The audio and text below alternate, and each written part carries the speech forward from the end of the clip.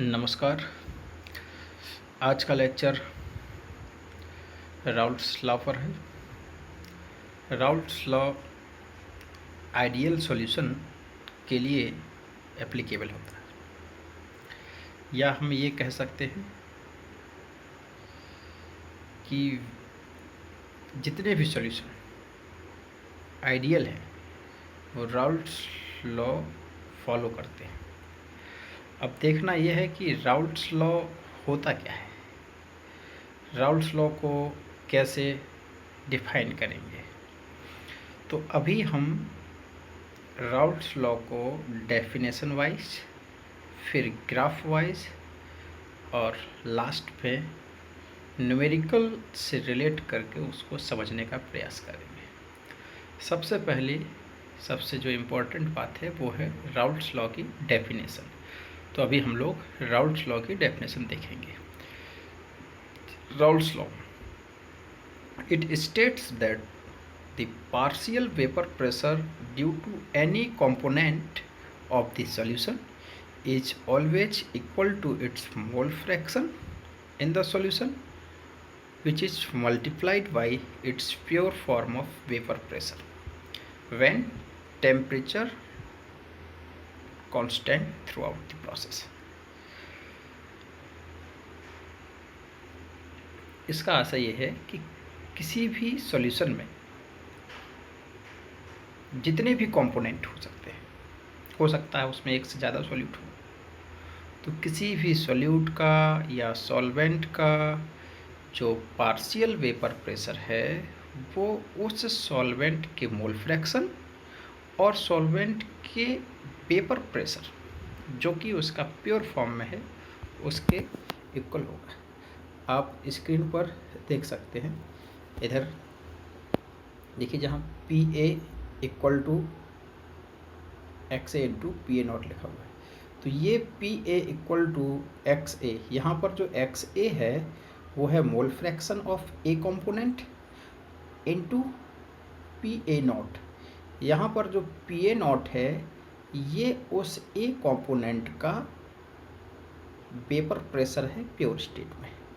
तो अगर हमें ए कंपोनेंट का पार्शियल वेपर प्रेशर निकालना है तो हम एक्स ए यानी कि ए के मोल फ्रैक्शन और पी ए यानी कि ए की पी ए नॉट यानी कि ए का वेपर प्रेशर प्योर स्टेट में, उससे इसको मल्टीप्लाई करेंगे।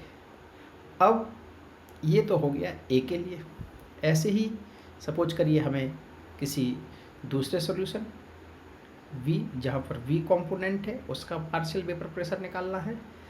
तो पार्शियल वेपर प्रेशर जब हम PV का निकालेंगे तो PV इक्वल टू हो जाएगा XB into PV naught, where XB is the mole fraction of V component and PV naught is the vapour pressure of pure form of V component. तो overall हमको जो देखना है वो ये मेनली कि यहाँ पे मैंने दो सॉल्यूशन लिए हैं, एक तो PV B कंपोनेंट का और दूसरा लिया है A कंपोनेंट का। और A और B कंपोनेंट को जब मैं मिक्स कर कर एक सॉल्यूशन बनाता हूँ तो इस सॉल्यूशन में हमको A का भी वेपर प्रेशर मिलेगा और B का भी वेपर प्रेशर मिलेगा। अगर हम चाहते हैं कि हमें टोटल वेपर प्रेशर पता चले तो उस टोटल वेपर प्रेशर को निकालने के लिए हमें A कंपोनेंट का पार्शियल वेपर प्रेशर और B कंपोनेंट का पार्शियल वेपर प्रेशर को ऐड करना होगा। तो यहाँ देखिए P टोटल निकालने के लिए हम लोग partial vapour pressure of A और partial vapour pressure of P को ऐड कर रहे हैं। अगर हम PA और PV नॉट की वैल्यू को भी पुट कर दें तो PA की जगह XA इंटू PA नॉट और PB की जगह XB into PB not put कर सकते हैं। तो ये फार्मूला हमारा न्यूमेरिकल में भी बहुत इंपॉर्टेंट होगा, जहाँ पर हमें किसी सॉल्यूशन के टोटल वेपर प्रेशर को फाइंड आउट करना होगा। तो हम सॉल्यूशन के टोटल वेपर प्रेशर को फाइंड करने के लिए जितने भी कंपोनेंट उस सॉल्यूशन में प्रेजेंट होते हैं, हम उन सभी कंपोनेंट को मोल फ्रैक्शन और pure form of vapour pressure के मल्टीपल के फॉर्म में ऐड कर लेते हैं। सपोज करिए कि अगर किसी सॉल्यूशन में 3 कंपोनेंट होते हैं तो हम उसको P A plus P B plus P C कर लेते हैं। ठीक है, तो ये है टोटल वेपर प्रेशर निकालने का तरीका। फिर से एक बार आप राउल्ट्स लॉ को फॉलो कर सकते हैं। राउल्ट्स लॉ में देखिए, it states that partial vapour pressure, किसी भी सॉल्यूशन में किसी एक कंपोनेंट के प्रेशर को जब हम निकालते हैं तो उसको हम पार्शियल वेपर प्रेशर बोलते हैं। तो किसी भी कंपोनेंट का पार्शियल वेपर प्रेशर जो कि उस सॉल्यूशन में प्रेजेंट है वो हमेशा किसके इक्वल होगा, is always equal to its mole fraction. वो हमेशा उसके मोल फ्रैक्शन के इक्वल होगा जिसे मल्टीप्लाइड किया गया होता है pure form of vapour pressure. और इस दौरान टेम्परेचर कांस्टेंट होना चाहिए। अगर टेम्परेचर मूव कर रहा है तो इसका मतलब है कि राउल्ट्स लॉ वहाँ फॉलो नहीं होगा। अब देखते हैं हम इस चीज़ को कैसे वेपर प्रेशर में या ग्राफिकल वे में समझ सकते हैं। एक चीज़ ध्यान रखिएगा कि अगर कोई कंपोनेंट अपनी प्योर स्टेट में है तो उसका मोल फ्रैक्शन हमेशा 1 होगा, क्योंकि हम लोग मोल फ्रैक्शन में ऑलरेडी ये पढ़ चुके हैं, XA plus XB equal to 1। अगर यहाँ XB 0 हो जाए तो XA इक्वल टू 1 हो जाएगा, और अगर XA 0 हो जाता है तो XB इक्वल टू 1 हो जाएगा। कहने का मतलब अगर कोई सोल्यूशन 100% प्योर है तो उसका मोल फ्रैक्शन 1 होगा। ठीक है, तो अगर मैं इस सॉल्यूशन में कहूँ कि यहाँ पर XA का मोल फ्रैक्शन 1 है तो इसका मतलब ये है कि इसमें अभी V का कोई भी अमाउंट प्रेजेंट नहीं है। और अगर मैं यह बोलता हूँ कि यहाँ पर XB इक्वल टू 1 है तो इसका मतलब है कि यहाँ पर XA का अमाउंट 0 है। ठीक है, तो अगर किसी का मोल फ्रैक्शन 1 है तो इसका मतलब वो कंपोनेंट 100% प्योर स्टेट में है और अभी उसमें कोई भी इम्प्योरिटी नहीं है। ओके, चलिए अब ये है ग्राफ को समझने के लिए थोड़ा सा ध्यान दीजिएगा। ये जो आपका ग्राफ है वो वेपर प्रेशर कंपोजिशन ग्राफ मैंने ड्रॉ किया हुआ है, और अब मैं यही ग्राफ आपको एलेबोरेट करूँगा। तो ये जो एक्सिस है, ये एक्सिस आपकी कंपोजिशन एक्सिस है, और जो वर्टिकल लाइंस हैं जैसे ये हुई, ये आपकी वेपर प्रेशर की लाइन है। इस पॉइंट पर XA इक्वल टू 1 और इस पॉइंट पर XB इक्वल टू 1। इसका मतलब है जहाँ XB 1 है वहाँ E कंपोनेंट क्या होगा, 0 होगा, और जहाँ XA 1 है वहाँ पर V कंपोनेंट 0 है। कहने का मतलब इस पॉइंट पर प्योर A है और इस पॉइंट पर प्योर V है। अब अगर यहाँ प्योर A है और यहाँ प्योर V है तो उस केस में हमें ये देखना है कि यहाँ पर क्या वेपर प्रेशर एक्सिस में कहीं भी A मिलेगा, नहीं मिलेगा। जब A का अमाउंट ही 0 है तो ऐसे सॉल्यूशन जिसमें A सॉल्यूशन में ही A नहीं है तो उसके वेपर में भी A होने की कोई पॉसिबिलिटी नहीं है। इस केस में यहाँ ये जो डॉट हमने लिया हुआ है, ये डॉट B के वेपर प्रेशर को शो कर रहा है, और यहाँ ये वाला डॉट A के वेपर प्रेशर को शो कर रहा है। अब हम यहाँ पर ये मानते हुए चल रहे हैं कि यहाँ पर जो A कंपोनेंट है वो ज़्यादा वॉलेटाइल है। वॉलेटाइल का मतलब वो इजीली वेपर में कन्वर्ट हो सकता है, इसलिए सेम टेम्परेचर पर A का वेपर प्रेशर का जो पॉइंट है वो B के वेपर प्रेशर से ऊपर रहे। इसका केवल एक ही मतलब है कि ए का वेपर प्रेशर बी के वेपर प्रेशर से ज़्यादा है। कब? प्योर स्टेट में। x इक्वल टू 1 पर है वो डॉट, और ए वाला डॉट x भी इक्वल टू 1 पे है।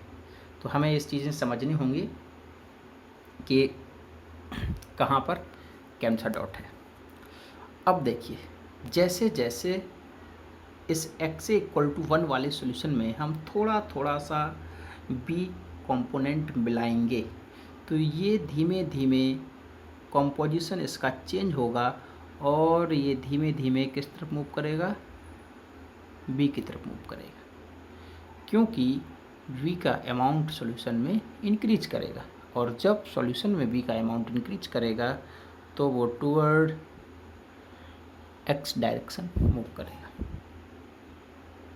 जब भी हम लेफ़्ट टू राइट मूव करेंगे कंपोजिशन एक्सिस में तो सॉल्यूशन v कंपोनेंट में रिच होता जाएगा, और जब भी हम राइट टू लेफ़्ट मूव करेंगे तो सॉल्यूशन a कंपोनेंट में रिच होता जाएगा, क्योंकि यहाँ पर a प्योर फॉर्म में है और राइट हैंड साइड में b प्योर फॉर्म में है।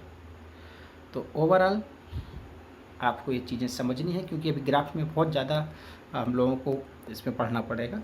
तो ग्राफ को समझने के लिए आपको ये बिल्कुल ध्यान रखना है कि इस पॉइंट पर बी प्योर फॉर्म में है, इस पॉइंट पर ए कंपोनेंट प्योर फॉर्म में है, जिसको हम लोग मोल फ्रैक्शन से शो कर सकते हैं। यहाँ पर ए का मोल फ्रैक्शन 1 है और बी का मोल फ्रैक्शन 0, और इस पॉइंट पर बी का मोल फ्रैक्शन 1 है और ए का मोल फ्रैक्शन 0 है।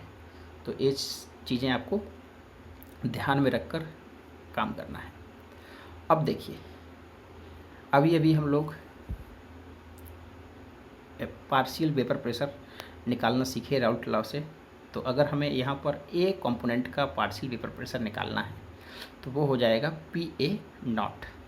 अब ये लाइन देखिए, ये लाइन यहाँ से मूव करते करते करते जहाँ पर V प्योर फॉर्म में है तो वहाँ उसका कर्व 0 हो जा रहा है, और यहाँ देखिए यहाँ पर V 0 है, और धीमे धीमे जैसे जैसे रिच होता जाएगा तो ये V इस पॉइंट को टच कर जाएगी। तो ये दोनों लाइंस यहाँ पर partial vapour pressure of A को शो हो रहा है और यहाँ पर partial vapour pressure of B show हो रहा है। पार्शियल वेपर प्रेशर हम लोग जानते ही निकालना, किसी भी कंपोनेंट, जिस कंपोनेंट का भी पार्शियल वेपर प्रेशर निकालना है उस कंपोनेंट के मोल फ्रैक्शन को उस कंपोनेंट के प्योर फॉर्म में वेपर प्रेशर से मल्टीप्लाई कर दिया जाता है। एक चीज़ और, अगर हम इस लाइन को इससे मिक्स कर दें, कहने का मतलब ए के वेपर प्रेशर के डॉट को बी के वेपर से डायरेक्ट डॉट कर देते हैं तो वो उस सॉल्यूशन का टोटल वेपर प्रेशर निकल आता है। कैसे निकल आता है, क्या है, ये चीज़ समझने के लिए आप ध्यान दीजिए। अगर हम इस इक्वेशन को देखें PA equal to XA into PA0, तो ये स्ट्रेट लाइन की इक्वेशन को फॉलो कर रहा है। Y equal to mx plus C, है ना।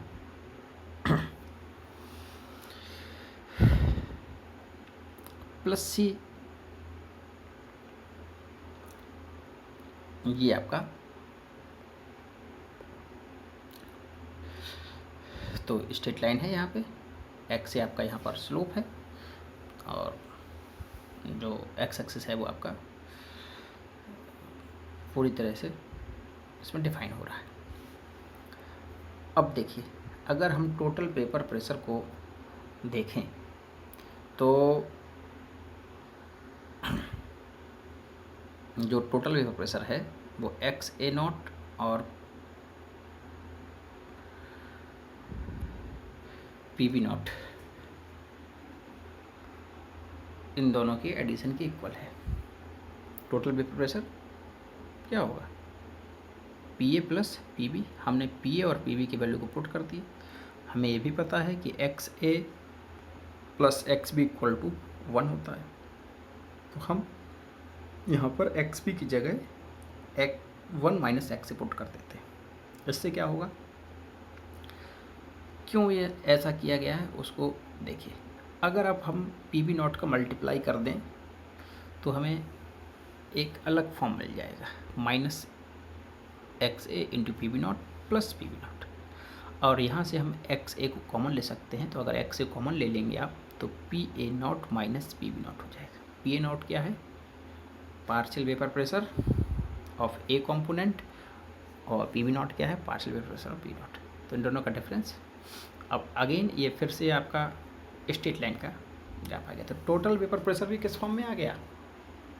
स्ट्रेट लाइन के क्वेश्चन में आ गया। देख लीजिए यहाँ पे जो एक्स ए है वो आपका स्लोप है ना, और पी ए और पी बी नॉट का जो डिफरेंस है वो आपकी एक्स एक्सिस है, और सी आपका इंटरसेप्ट है। तो इस तरह से हम इसको ग्राफिकल फॉर्म में समझ सकते हैं। तो vapour pressure of ideal solution is always a straight line. आपको एक चीज़ ध्यान रखना है कि जितने भी आइडियल सॉल्यूशन हैं वो सारे के सारे ideal solution straight line show करेंगे, क्योंकि सारी equation y equal to M X plus C के फॉर्म में आ रही है, चाहे वो पार्शियल वेपर प्रेशर की इक्वेशन हो चाहे टोटल वेपर प्रेशर की इक्वेशन हो। लास्ट इक्वेशन अगर आप देखेंगे जो कि सबसे नीचे दी गई है, ये P T equal to X A into P B naught minus P A naught minus P B naught plus P B naught. तो ये इक्वेशन भी क्या है आपकी? स्ट्रेट लाइन है ना, स्ट्रेट लाइन है कि नहीं? अगर हम किसी पॉइंट पर एक्स ए की वैल्यू 0 कर दें तो पूरी इक्वेशन किसके बराबर हो जाएगी? अगर इस इक्वेशन में मैं एक्स ए की वैल्यू 0 रख दूं तो इक्वेशन किसके हो जाएगा? पी टी क्या हो जाएगा? पी बी नॉट इक्वल हो जाएगा। तो आप देखिए एक्स ए यहाँ 0 है तो यहाँ पर ये स्ट्रेट लाइन इसी पॉइंट पे आके टच कर रही है, इस पॉइंट पे। और अगर मैं इस इक्वेशन में पी बी नॉट की वैल्यू 0 रख दूँ तो पी बी नॉट जब 0 हो जाएगा तो आप बताइए कि ये टोटल प्रेशर किसके इक्वल हो जाएगा? तो टोटल प्रेशर हो जाएगा x A not into P A not के, और x A not into P A naught क्या है? वेपर प्रेशर ऑफ ए, तो वो इस पॉइंट को फॉलो करेगा। तो कहने का मतलब ये जो इक्वेशन है वो आपकी इस लाइन को फॉलो कर रही है, और इक्वेशन तभी फॉलो हो सकती है जब ये स्ट्रेट लाइन को फॉलो करेगा। तो ये था आपका राउल्ट लॉ। ध्यान रखने वाली बात है, राउल्ट लॉ आपको क्या बताता है? राउल्ट लॉ सिर्फ ये बताता है कि किसी भी सॉल्यूशन का किसी भी कंपोनेंट के वेपर प्रेशर को, पार्शियल वेपर प्रेशर को हम कैसे निकाल सकते हैं। तो सॉल्यूशन में प्रेजेंट कंपोनेंट का पार्शियल वेपर प्रेशर उस कंपोनेंट के मोल फ्रैक्शन और उसी कंपोनेंट के प्योर फॉर्म में वेपर प्रेशर के मल्टीपल के इक्वल होता है। तो partial, according to Raoult's law, partial vapour pressure of any component of the solution is always equal to the multiple of mole fraction of that component and the vapor pressure of pure form of that component। ठीक है, तो किसी भी solution में किसी भी component का आपको अगर वेपर प्रेशर निकालना है, पार्शियल वेपर प्रेशर, तो सबसे पहले हम उस कंपोनेंट के मोल फ्रैक्शन को उस कंपोनेंट के प्योर फॉर्म में वेपर प्रेशर से मल्टीप्लाई कर देते हैं, और इस तरह से जितने भी कंपोनेंट उस सॉल्यूशन में प्रेजेंट होते हैं सारे के सारे हम निकाल लेंगे। और जब वो सारे आपके निकल आते हैं तो आप टोटल वेपर प्रेशर निकालते समय उनको क्या कर देंगे? ऐड कर देंगे। जैसे यहाँ पर मैंने पी टोटल निकालने के लिए P A plus P B को ऐड कर दिया और उनकी वैल्यू पुट कर दी। क्वेश्चन में उनकी वैल्यू आपको दी गई होंगी, आप इजीली उसके आंसर निकाल सकते हैं। ध्यान रखिएगा, जब भी कोई कंपोनेंट किसी पर्टिकुलर सॉल्यूशन में प्योर फॉर्म में अगर होता है तो उसका मोल फ्रैक्शन 1 होगा, और कभी भी किसी भी कंपोनेंट का मोल फ्रैक्शन 1 से ज़्यादा नहीं होगा। तो इस चीज़ को ध्यान में रखते हुए आपको ये काम करना है। ओके, नेक्स्ट सॉल्यूशन में हम रियल गैसेस के solution, real solution, sorry real gases नहीं, रियल सॉल्यूशन को स्टडी करेंगे। ओके।